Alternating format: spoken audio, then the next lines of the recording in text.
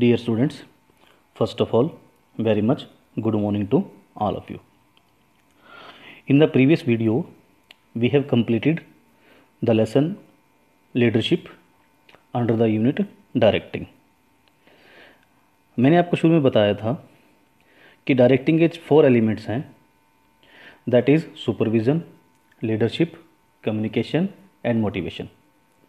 इसमें से कुछ एलिमेंट्स कंप्लीट हो चुके हैं और आज हम एक उसी का डायरेक्टिंग का एक जो नेक्स्ट एलिमेंट है दैट इज़ कम्युनिकेशन, वो शुरू करने जा रहे हैं. आज की वीडियो में हम कम्युनिकेशन के कंसेप्ट के बारे में स्टडी करेंगे, इसका मीनिंग क्या होता है, डेफिनेशन और फीचर्स. इस वीडियो के अंदर हम इतना टॉपिक कंप्लीट करेंगे. Let us start the communication. In fact अगर हम कम्युनिकेशन की बात करें तो कम्युनिकेशन वर्ड जो डिराइव किया गया है that is derived from the Latin word communis, COMMUNIS, communis, which means common meaning, thereby common among two or more than two people. अगर हम दूसरे शब्दों में कहें, अदर वर्ड्स में कहें, कम्युनिकेशन का मतलब जो है, कम्युनिकेशन जो है वर्ड है वो कम्युनिस्ट वर्ड से डिराइव किया गया है, जिसका मतलब है कोई ऐसी बात, कोई ऐसी चीज़, कोई ऐसा आइडिया, कोई ऐसा फैक्ट जो कि 2 या 2 से ज़्यादा व्यक्तियों के बीच में कॉमन है, मतलब उन दोनों के बीच में वो कॉमन अंडरस्टैंडिंग में है. इनफैक्ट कम्युनिकेशन का अगर मीन करें तो communication means sharing thoughts among 2 और मोर देन 2 पीपल. तो चलिए इसकी मीनिंग की बात करते हैं. It refers to an art of transferring facts, ideas, feeling etcetera from one person to another and making him understand them.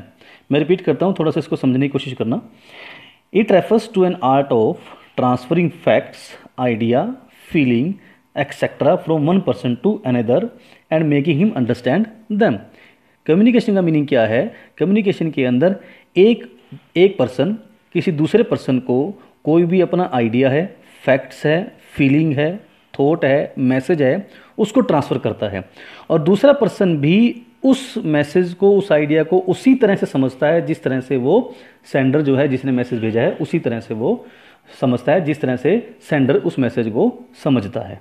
Mean to से उन दोनों के बीच में जो अंडरस्टैंडिंग होगी वो सेम होगी, उस मैसेज को सेम तरह से दोनों ही पर्सन सेम मैनर में अंडरस्टैंड करेंगे. This is called communication.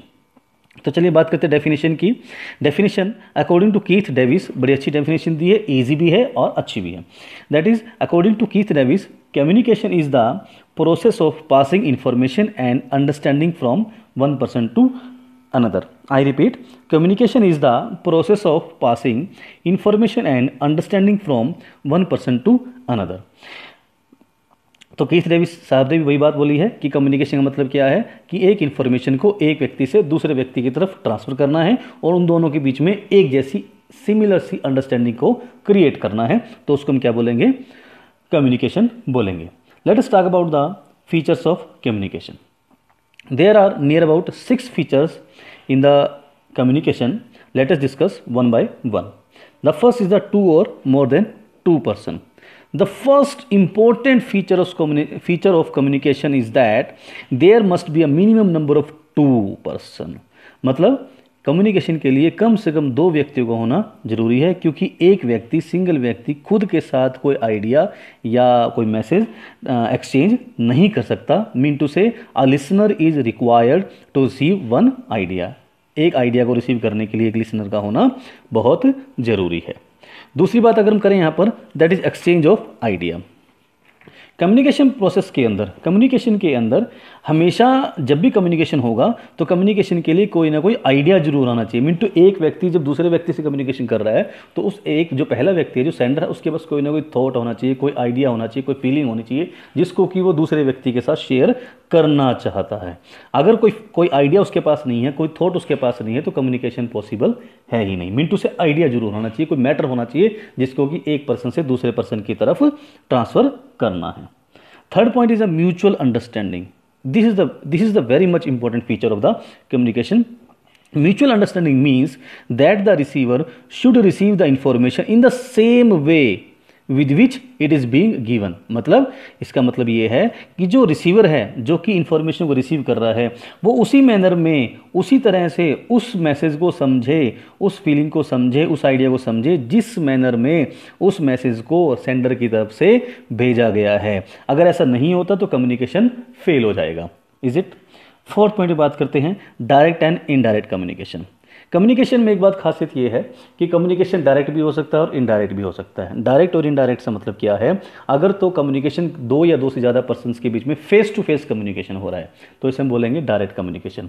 When there is a face to face communication then this is called direct communication. But when the communication is not face to face नहीं है, मतलब जहाँ पर sender जो है किसी ना किसी मीडिया की हेल्प से या किसी ना किसी तरीके से अपने मैसेज को किसी दूसरे व्यक्ति तक पहुँचाता है तो उसको हम क्या कहेंगे, इनडायरेक्ट कम्युनिकेशन। फॉर एग्जांपल जैसे कि आप लोग मोबाइल के ऊपर, व्हाट्सएप के ऊपर जैसे मैसेज भेजते हो, रिसीव करते हो, this is called indirect communication, क्योंकि यहाँ पे फेस टू फेस कम्युनिकेशन नहीं हो रहा है। फोर्थ पॉइंट की बात, नेक्स्ट पॉइंट की, फिफ्थ पॉइंट की बात करें, this is called continuous process. So communication is a continuous process as because in the business manager have to continuously assign work to his subordinate and try to know the progress of the work and gives direction. Mean to say कि manager को क्या करना पड़ता है, बहुत बार अपने workers को instructions देनी पड़ती हैं, ऑर्डर्स देनी पड़ते हैं, मैसेज देने पड़ते हैं, और साइड बाय साइड वो उनसे वर्क परफॉर्मेंस की रिपोर्ट भी लेता रहता है कि कितना काम की प्रोग्रेस क्या है, कितना वर्क कंप्लीट हो चुका है और कितना पेंडिंग है। सो ये कंटिन्यूस प्रोसेस है, जब तक कंपनी चलती है, ऑर्गेनाइजेशन चलती है, और कम्युनिकेशन हमेशा चलता ही रहेगा। नेक्स्ट पॉइंट की बात करते हैं, use of word as well as symbol. Communication जरूरी नहीं है कि सिर्फ रिटर्न में ही होगा, कम्युनिकेशन कैसे भी हो सकता है, कम्युनिकेशन रिटर्न भी हो सकता है, ओरल भी हो सकता है, सिंबल्स भी यूज़ किए जा सकते हैं, कि उससे भी कम्युनिकेशन हो जाता है। ये नहीं कि जहाँ कम्युनिकेशन के लिए बोलना जरूरी है या लिखना जरूरी है, नो, कम्युनिकेशन के लिए सिंबल्स का भी इस्तेमाल किया जा सकता है, उसे भी हम कम्युनिकेशन का नाम देते हैं। मैं आपको छोटा सा एग्जांपल देता हूँ सिंबल्स के ऊपर। मान लीजिए अगर किसी स्टूडेंट को क्लास के अंदर एंटर करना है और वो अपने टीचर से बोल के पूछता है, सर मे आई कम इन, और वहाँ पे जो टीचर है वो उसके जवाब में कुछ नहीं बोलता, वो क्या कहता है, सिर्फ अपनी गर्दन हिला देता है ऊपर से नीचे की ओर। Mean to say he is giving a symbol दे रहा है, वो एक सिंबल दे रहा है कि हाँ आप आ सकते हो अंदर। तो यहाँ पे जो है दूसरे व्यक्ति ने कुछ भी नहीं, टीचर ने जो है कुछ भी नहीं बोला, ना रिटर्न बोला ना ओरल बोला, लेकिन जो स्टूडेंट है वो समझ गया कि टीचर की परमिशन है कि बच्चा या स्टूडेंट क्लास के अंदर एंट्री कर सकता है। This is the use of symbol, कि with the help of symbol the student communication can be happen. इसी तरह अगर हम बात करें, जैसे डिस्पर्सल टाइम पर जब स्कूल की छुट्टी होती है तो सिर्फ एक बैल बजती है और स्टूडेंट्स को पता लग गया कि this is the time of dispersal, और वो अपने घर जाने की उनको परमिशन मिल गई। तो यहाँ पर ना तो कोई ओरल कम्युनिकेशन हुआ, ना कोई रिटर्न कम्युनिकेशन हुआ, सिंपली स्टूडेंट्स को मैसेज मिल गया कि they can go at home, right. So there are some symbols. Symbol और भी बहुत तरह के हो सकते हैं, जैसे कई बार स्पोर्ट्स के अंदर भी कई बार सिंबल्स का इस्तेमाल किया जाता है, वहाँ पे ना कुछ बोला जाता है ना कुछ रिटर्न में होता है, फिर भी सिंबल की हेल्प से सभी को पता लग जाता है कि क्या रिजल्ट आया है। So these are the mainly 6 features of the communication. Hopefully आप सबको ये कम्युनिकेशन का कॉन्सेप्ट क्लियर हुआ होगा, इसका मीनिंग, डेफिनेशन और फीचर आपको समझ में आई होगी। At last I thanks to all of you, thank you.